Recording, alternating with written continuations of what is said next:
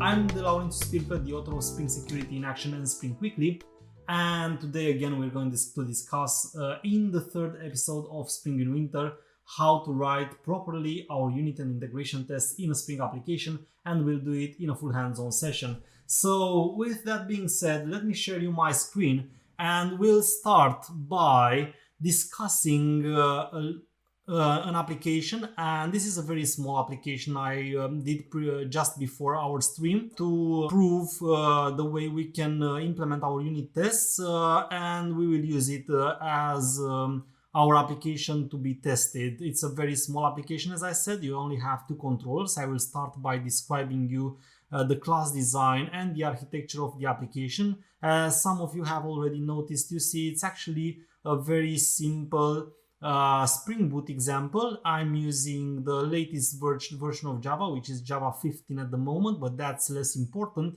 And in the POM.xml file, you can check out that I'm also using the latest version of Spring Boot. And what you'll see is that it's an application working with a couple of tables in a MySQL database. So we have a standard linear class design, controller, service, repository. That's what looks like a lot of applications today, a lot of backend applications today in the real world out there. You know, we have some REST endpoints exposed by a backend, and they are consumed by some front end or by some mobile application. And one of the tasks is, of course, to test these endpoints and the functionality of such kind of applications, and that's basically what we're gonna do now. So you see my test folder here is completely empty. I have no class.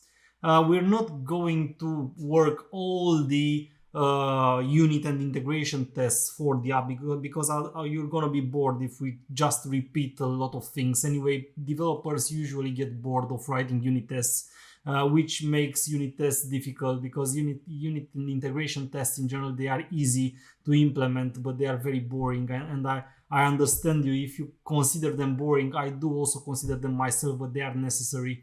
And they are an important part in your application. That's why even in my latest book, Spring Security in Action, I dedicated an entire chapter about writing integration tests with Spring Security functionalities for testing your authentication and authorization. So if you'll ever check Spring Security in Action, you will find out chapter 20. We won't discuss now about Spring Security because we'll have later another episode on Spring Security. If you'd like to know more details about testing your Spring Security implementations, then you'll see that's another story, and that's why I dedicated, it's a complex story, and that's why I dedicated a full chapter in Spring Security in Action for that. Okay, enough talk. So again, it's just a normal simple web application. I'm connecting using JDBC, so I'm not using Hibernate or JPA here. It's not that important in general what's our repository using, because we're anyway going to mock it. And if you are not aware what a mock is, I will explain what a mock is in very, very soon. So stay with me here. I'm using MySQL, and that's why I have the MySQL connector driver, JDBC driver, but we are not going to use it very much because we're going to focus on the unit and integration tests today. And you see, of course, very important, we have the dependency for Spring Boot starter test, and I'll be going to use JUnit 5. And again, we're going to use mocks in some of our tests, for which I needed the Mockito dependencies you see here.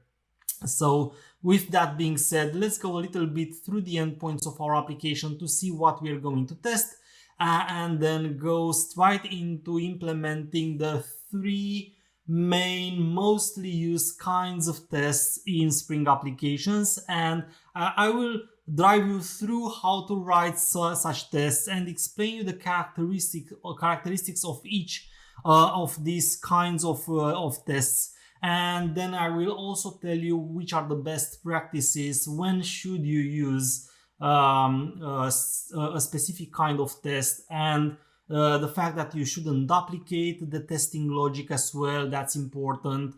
You'll see that depending on what you test in your application, the way you implement your unit or integration test is important, and I very often find developers miss these details, and they end with either working more than necessary, either implementing tests that take a longer time in their pipeline. Of course, maybe taking a longer time is not that important, but in the end, imagine that if you run the pipeline multiple times and you implement pipelines for each of your feature branch, then of course you don't want to wait for your pipeline 20 minutes for a specific feature you implemented in one of your microservices rather than waiting a couple of minutes.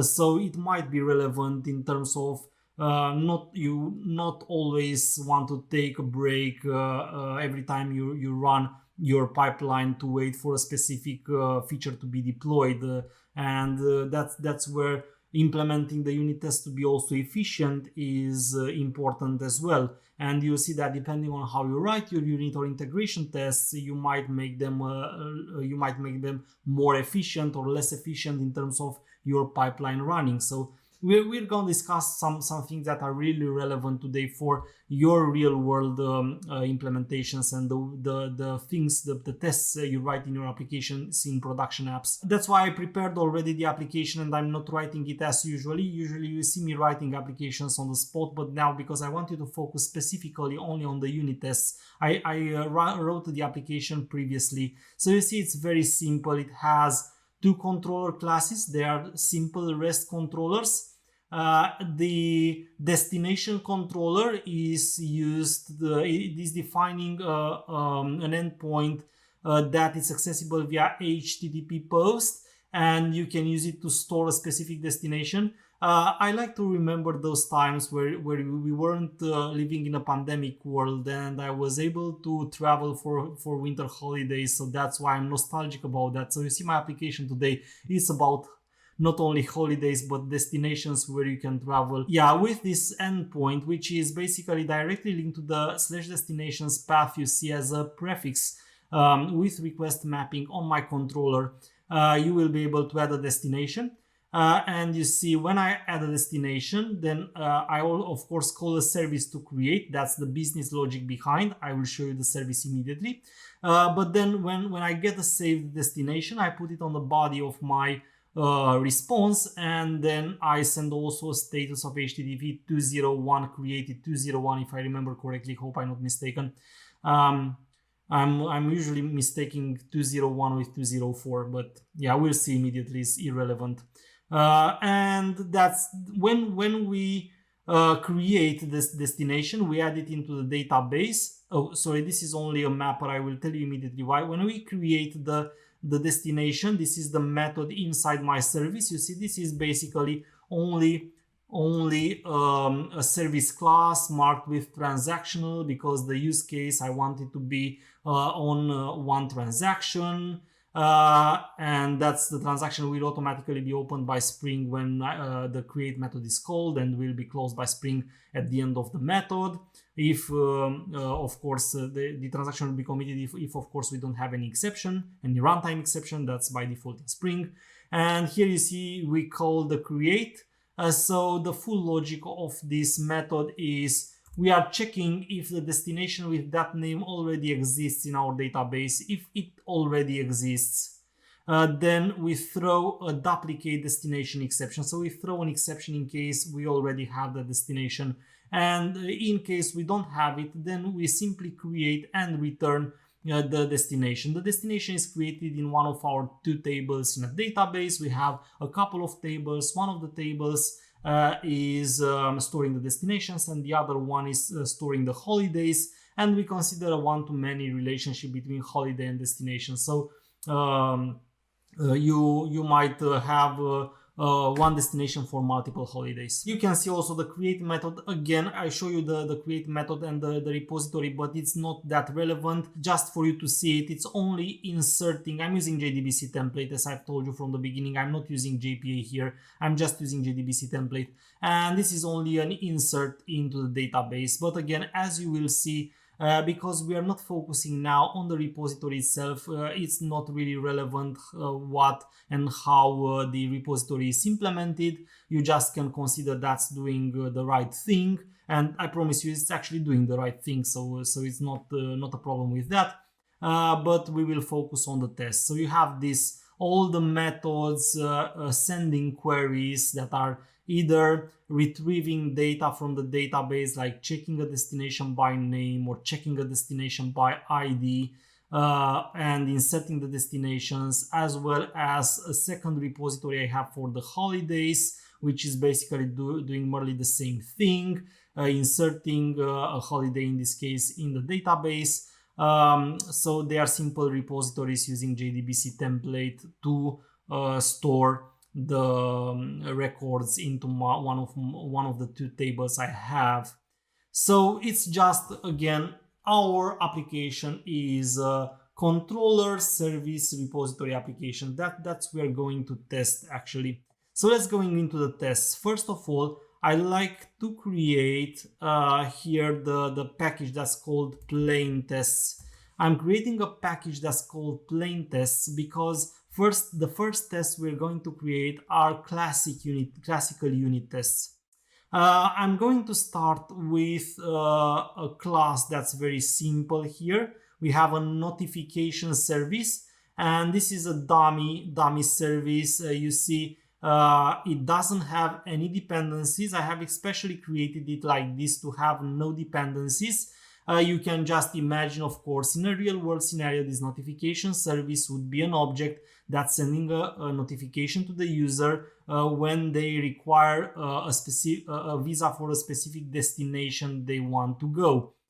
So you see, it's only a method here returning a true or a false. It takes the destination as a parameter, and in case the country is one of those countries known by our application to require a visa, then the return value of the method will be true. And you can imagine here I'm only printing something in the console. In a real world example, you just imagine that's going to be sending the notification to your application. It can be a push notification to a mobile app, or it can be a notification sent through a WebSocket in a web application. We don't really care. I would like to start with this service, and I'd like to start with it because it actually has no dependencies. So we just start with what a unit test is, and we'll implement our unit tests, a couple of unit tests for this method to get a little bit warmed with this technology. And then we'll go a little bit further into a class that has also dependencies, and we discuss what happens when a specific method has dependencies, and that's where you're going to learn how to use mocks, and we're going to use one of the most used technologies for this today, which is called Mockito. So the notification service, let me actually create a class here that I will call notification service tests. So in this notification service tests, what I'm going to do is just declaring a private notification service. Actually, I think the best would be to put it in the test app directly. What do we test for the very beginning? So when we have a unit test, what you want to do is check basically all the relevant flows of a specific method. For example, you might want to check that in case your method takes a destination that's null as a parameter, it behaves correctly by throwing a runtime exception.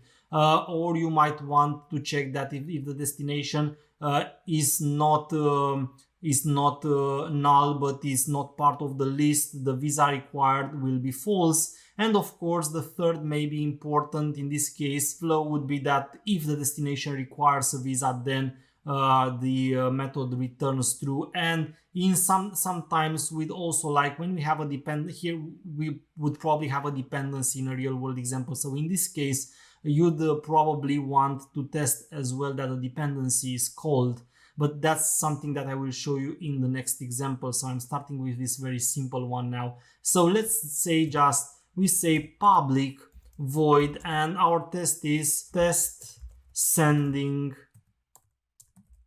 a null destination. And we need to annotate our test method with @test. And then what I usually recommend everyone is, especially if they are using JUnit 5, use the display name annotation to give a specific description, because if you read this method name, you don't necessarily understand quite well, or it might be more difficult to understand what the method is for.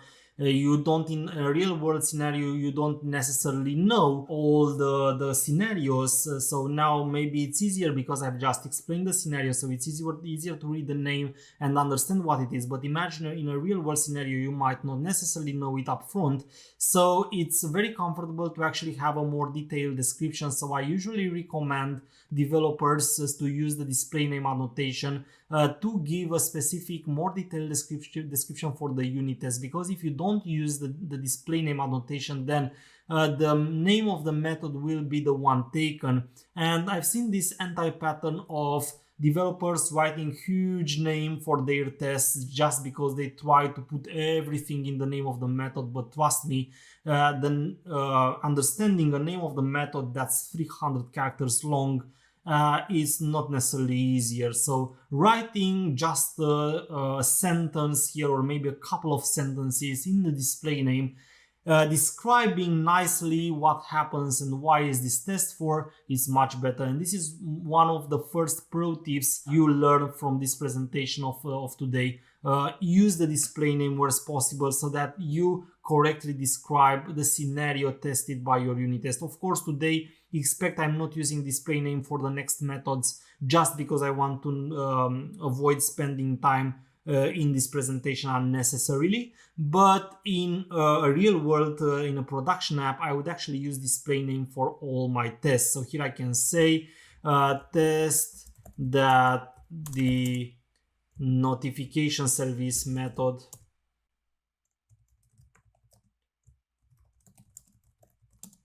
throws an exception when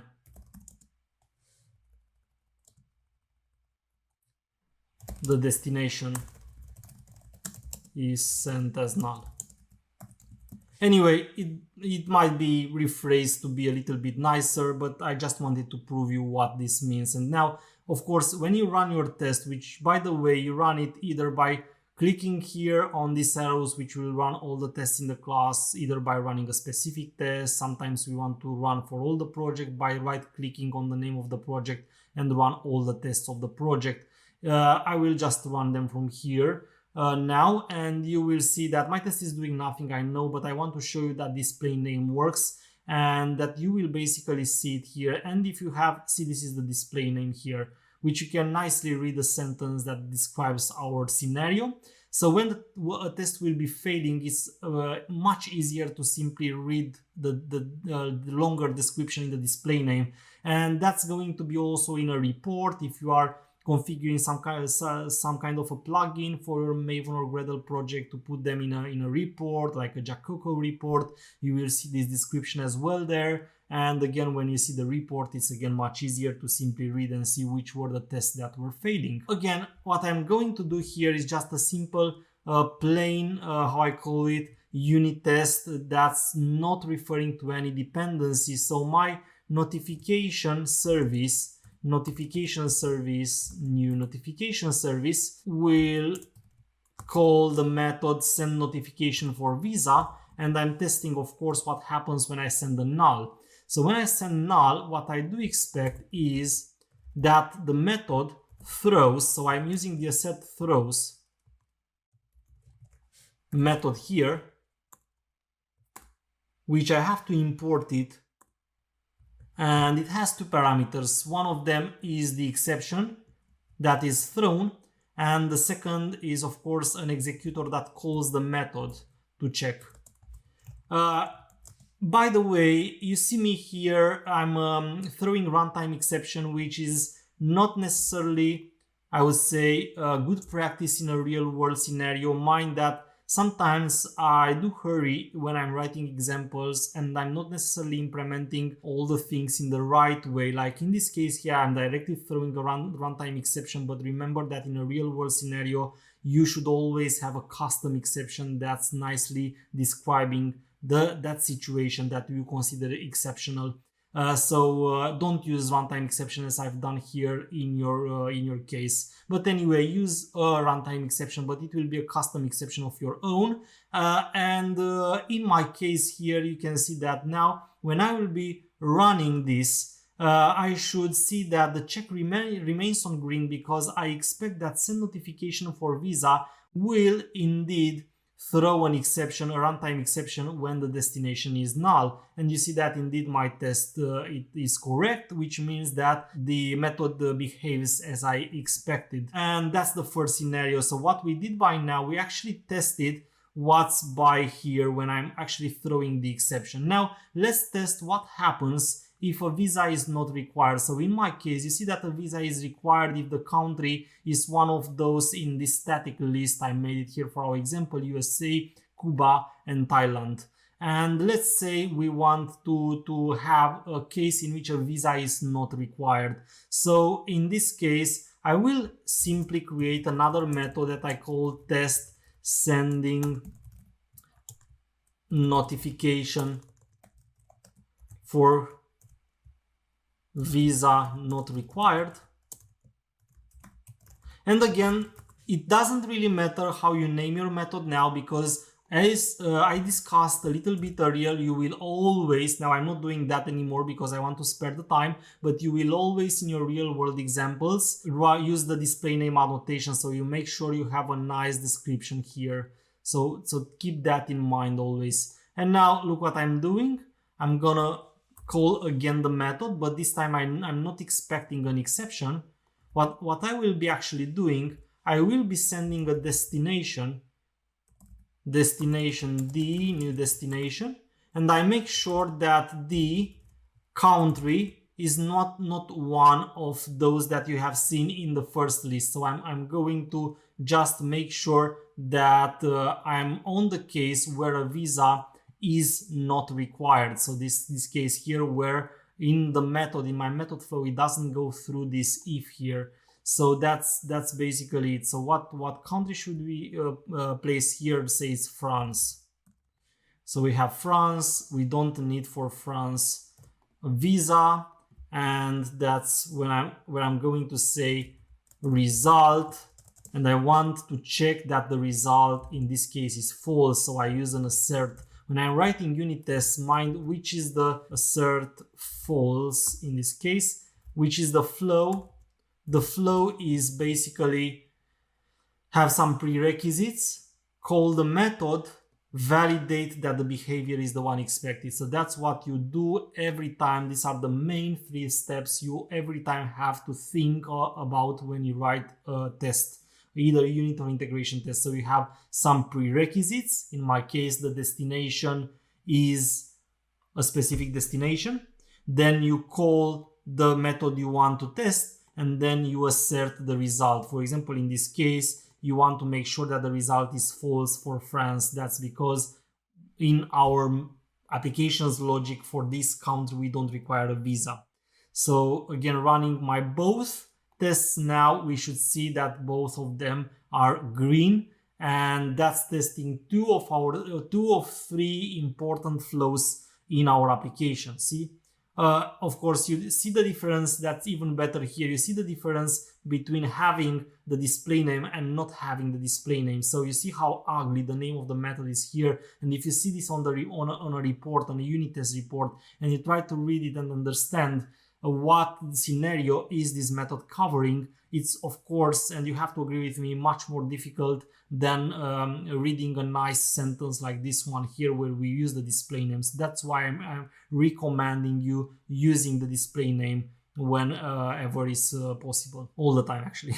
And of course then we have the case in which we expect the visa for visa required. So in this case we say USA, and I expect it to be true for this, and I assert that a visa is required when the country is one of those in our list. So that's the third test. And then these are simple plain unit tests, and you see the logic for the unit test. You have a method, it has some specific responsibility, you know its responsibility, and you find out the cases that are relevant for your application. Mind that in a real world scenario, there might be more than the cases you need to test. Sometimes you have branches that are not that relevant to be tested. I'm still hearing this sometimes that our tests should always cover everything, should always cover 100% branches of our application.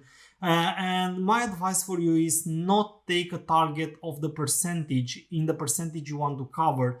So it's still okay if your coverage is not 100%, as long as you know that for every method you took all the important scenarios, all the important cases, the majority of them. If it happens that they don't work, it's critical. That's at least what you need to take and test for your application. So you don't necessarily have to go and test each and every exception. Like, what happens if I would be going to test here the holiday repository? Am I going to test all the possible exceptions my method create would throw from the, I don't know, this parameter creator, or from this generated key holder, or from the JDBC template itself? Should I actually test everything?